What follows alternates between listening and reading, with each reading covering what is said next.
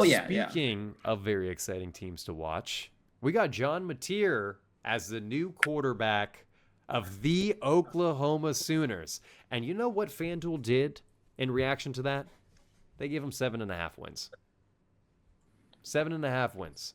They also picked up Jaden Ott, and they picked up that receiver from Cal, Josiah Martin, I think his name is. They have players who have a lot of experience together, coming from the same school. And John Mateer obviously showed a lot of talent. The last quarterback, obviously, coming out of Washington State, having been a runner-up for the Heisman Trophy. Now, Oklahoma also did lose Jackson Arnold, and Jackson Arnold was wonderful talent.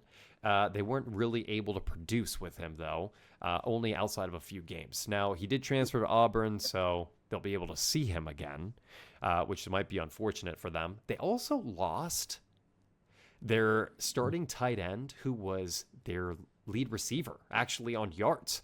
He went over to LSU, and they also lost one of their starting DBs, Connie Walker, went over to Arkansas. It's so interesting that all these players are staying in the SEC, and I'm very curious as to how that's allowed, but we can talk about that another time. This was, by the way, the only time that Oklahoma had less than 3 players taken in the draft. Did you know that?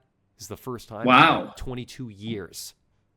They only had 2 people taken in the draft. Yeah, Danny Stutzman and Billy Bowman. And those were the best players. Yeah, those were by far their best players on defense. Yeah, that's what I was gonna say too. I mean, Danny Stutzman was like the heart and soul of that defense. He was so fun to watch. Me and my buddy became a big fan after we got his card in Ultimate Team. And yeah, no, he's a stud. I mean, this team, yeah, they did address the QB position. They were able to get John Mateer, which was huge. They got Jaden Ott, which was huge as well. But I do think that they are worse than they were last year, in my opinion. I see a lot of, some young guys that are going to be starting on their defense, which is a little scary, especially in the SEC. Jaden Jackson, the starting D tackle. Seems like a lot of their backups are also young, too. We'll see. The defensive side of the ball doesn't have that many transfers. The offensive side of the ball did.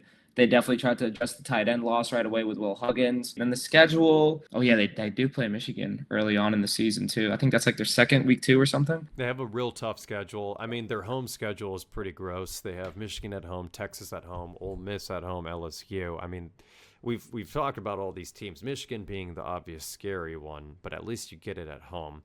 South Carolina on the road, Tennessee, Alabama. It's a tough schedule. I mean, I know why they're at 7.5, but they're still at 7.5 with this much turnover.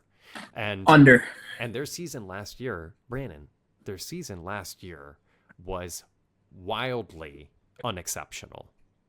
And it was with serious talent. I understand why you want to take the under, but with this much experience that you have coming in at certain position groups, and, with some of the way, with some of the relationships that these teams have working at the same programs previously, I would say they're in a very good position.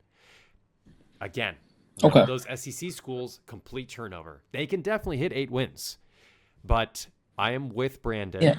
I have them at 7 wins. I have them slightly on the under. Boom.